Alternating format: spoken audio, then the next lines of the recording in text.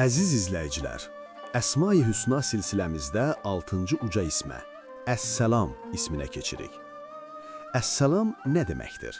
Bu, hər cür eyibdən, qüsurdan, əskiklikdən qurtulmuş, salamatlığın, əminamanlığın və hüzurun mənbəyi deməkdir.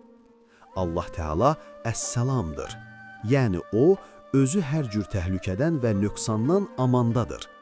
Eyni zamanda O, yaratdıqlarına salamatlıq, barış və əminamanlıq bəxş edəndir.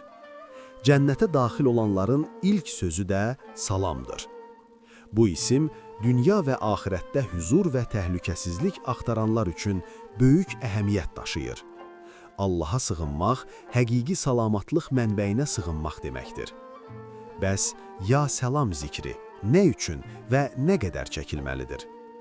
Ya Səlam zikri əsasən xəstəliklərdən sağalmaq, təhlükələrdən qorunmaq, qorxu və narahatlıqdan qurtulmaq üçün çəkilir. Bu zikir qəlbə sakitlik və təhlükəsizlik hissi gətirir.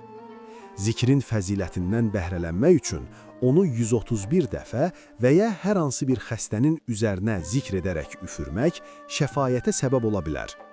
Evdə zikr edilməsi isə o evin əminamanlığını artırır.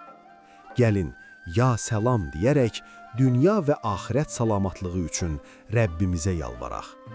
Növbəti videoda başqa bir gözəl ismi öyrənəcəyik. Bizi izləməyə davam edin.